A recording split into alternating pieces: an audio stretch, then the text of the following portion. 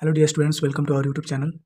देखो, real university का हम लोग यूजी कोर्स का जो बात कर रहे हैं पेपर पैटर्न की, और उसमें हम लोग बेसिकली बीएससी मैथमेटिक्स के पेपर को हम लोग देख रहे हैं। ठीक है ना। तो उसमें देखो, सबसे पहले तो टोटल मार्क्स होते हैं 25 मार्क्स के आपके पेपर होंगे, और उसमें सेक्शन ए आएगा और सेक्शन बी करके आपका पेपर आएगा। सेक्शन ए में 2 क्वेश्चंस होंगे और आपको अटेम्प्ट करना होगा केवल और केवल 1 क्वेश्चन। सेक्शन ए आपका 15 मार्क्स का होगा, लेकिन इतना ध्यान रखना कि जो सेक्शन ए होता है उसमें जो 2 क्वेश्चंस होते हैं, उन क्वेश्चंस में भी ए और बी दो-दो पार्ट करके दिया होता है। ठीक है। तो आपको क्या करना होगा, या तो आप अगर क्वेश्चन नंबर 1 करते हो तो उसमें आपको ए और बी दोनों पार्ट अटेम्प्ट करने होंगे, या आप क्वेश्चन नंबर 2 अगर अटेम्प्ट करते हो तो आपको ए और बी दोनों पार्ट आपको अटेम्प्ट करने होंगे। ठीक है। ऐसे ही क्या होगा, यहाँ पर सेक्शन बी में जब आप आते हो, आपको 8 क्वेश्चंस दिए होते हैं, उसमें से आपको 3 अटेम्प्ट करने होते हैं, और पर क्वेश्चन आपको 20 मार्क्स मिलते हैं।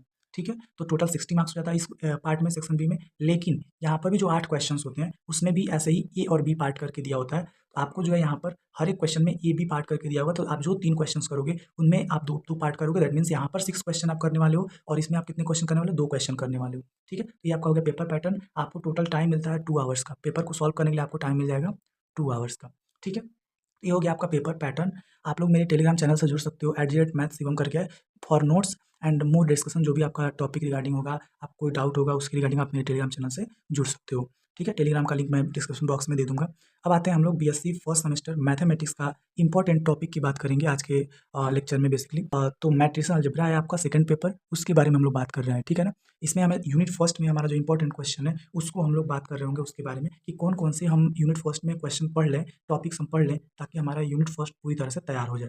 ठीक है। मैं जितना टॉपिक बता रहा हूँ, अगर उतना आप पढ़ लेते हो तो आपका पूरा का पूरा यूनिट फर्स्ट जितना भी क्वेश्चन आएगा आप कर सकते हो।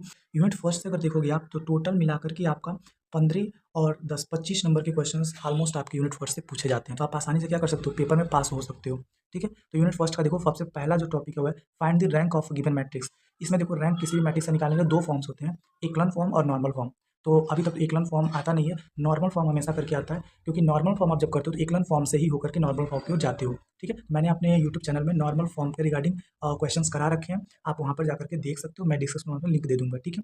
चलो, अब हम बात करते हैं सेकंड क्वेश्चन, सेकंड टाइप के क्वेश्चन की। तो आपका आता है find the inverse of given matrix. आपको क्या करना होगा, किसी भी मैट्रिक्स का इनवर्स फाइंड आउट करना होगा। इसमें भी 2 मेथड्स होते हैं। सबसे पहला होता है एलिमेंट्री रो ऑपरेशन, इसको हम ई रो ऑपरेशन बोलते हैं। आपके पेपर में कैसे पूछा जाता है, या तो ऐसे सिंपली दे देगा, या बोलेगा ओनली यूजिंग रो और ट्रांसफॉर्मेशन। ठीक है। तो अगर यूजिंग रो ट्रांसफॉर्मेशन ओनली बोल रहा है, तब भी आपको एलिमेंट्री रो ऑपरेशन के द्वारा ही करना है। सेकंड क्या कहता है, ओनली यूजिंग कॉलम ट्रांसफॉर्मेशन, केवल कॉलम ट्रांसफॉर्मेशन से आपको निकालना होगा। तो हर बार ये ट्रांसफॉर्म होता रहता है। एक बार आपका क्या होता है, ओनली रो ट्रांसफॉर्मेशन के रिगार्डिंग क्वेश्चन आता है, और एक बार आपका कॉलम ट्रांसफॉर्मेशन के रिगार्डिंग क्वेश्चन आता है। ठीक है। तो आप इन दोनों को देख लेना।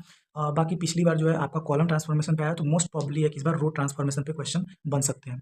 ठीक है। थर्ड क्वेश्चन किस टाइप का पूछा जाएगा, तो थर्ड क्वेश्चन आपका होता है solution of a system of linear equation. तो इसमें आप क्या कर रहे हो, तो सिस्टम ऑफ लीनियर इक्वेशन को आप सॉल्व करने के लिए सबसे पहले आपको समझना होगा कि सिस्टम ऑफ लीनियर इक्वेशन 2 तरीके से होते हैं, homogeneous system of linear equation and non homogeneous system of linear equation. ये जो दोनों टॉपिक्स हैं, मैंने अपने यूट्यूब चैनल पर एक एक क्वेश्चन इसके रिगार्डिंग करवा रखा है, आप जाकर के देख सकते हो।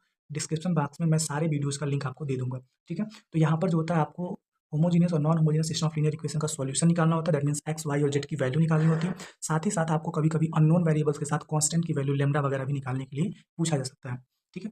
फोर्थ टॉपिक क्या है, find the eigen value and eigen vector of the given matrix. जो भी गिवन मैट्रिक्स होता है उसके रिगार्डिंग आपको eigen value and eigen vector निकालने के लिए पूछा जाता है। ये भी जो 4 ऊपर से टॉपिक्स हैं, ये हर बार पूछे जाते हैं। ये चारों के चारों टॉपिक्स जो है आपके पेपर में इस बार भी आपको देखने के लिए मिलेंगे, इंक्लूडिंग विद फिफ्थ टॉपिक। ठीक है ना। फिफ्थ क्या है आपका, कैली हैमिल्टन थ्योरम आपको स्टेट करना है और प्रूफ करना है। साथ ही साथ आपको एक मैट्रिक्स दिया जाता है और कहा जाता है कि सेटिस्फाई ये मैट्रिक्स कर रहा है या नहीं, इसको आपको देखना होता है। ठीक है। ये ऊपर के जो 5 टॉपिक्स हैं ना, इसमें से कोई एक पूछा जाएगा आपको, एकलन फॉर्म या नॉर्मल फॉर्म। इसमें से आपको या तो रो ऑपरेशन या तो आपको कॉलम ऑपरेशन पूछा जाएगा, लेकिन इनवर्स पूछा ही पूछा जाएगा। सॉल्यूशन पूछा जाएगा, होमोजीनियस और नॉन होमोजीनियस दोनों में से कोई भी एक पूछा जा सकता है, तो आप इसके लिए प्रिपेयर रहो।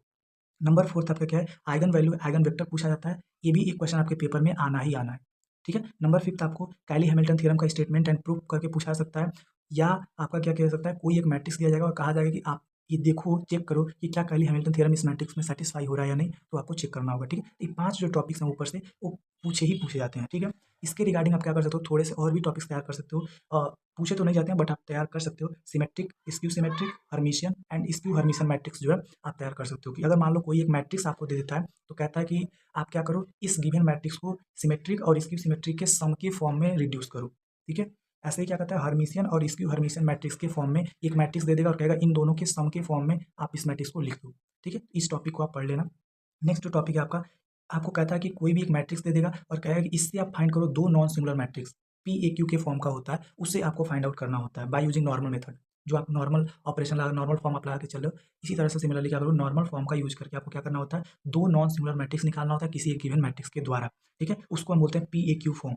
ये हो गया आपका यूनिट फर्स्ट के रिगार्डिंग जितने भी इंपॉर्टेंट टॉपिक्स थे, उसको हम लोगों ने देख लिया। इससे ज़्यादा आपको पढ़ने की ज़रूरत नहीं है। आप इतने टॉपिक्स पढ़ के जाओ, मोस्ट प्रोबेबली ऊपर से जो 5 हैं, फर्स्ट से लेकर के 5 तक, ये पाँचों में से एक-एक क्वेश्चन आते हैं आपके और आप इसको आसानी से कर सकते हो, ठीक है? मिलते हैं नेक्स्ट लेक्चर में यूनिट सेकंड के इंपॉर्टेंट टॉपिक्स को लेकर के। तब तक के लिए धन्यवाद। वीडियो अच्छा लगा तो वीडियो को लाइक करो, चैनल को सब्सक्राइब करो। Thank you.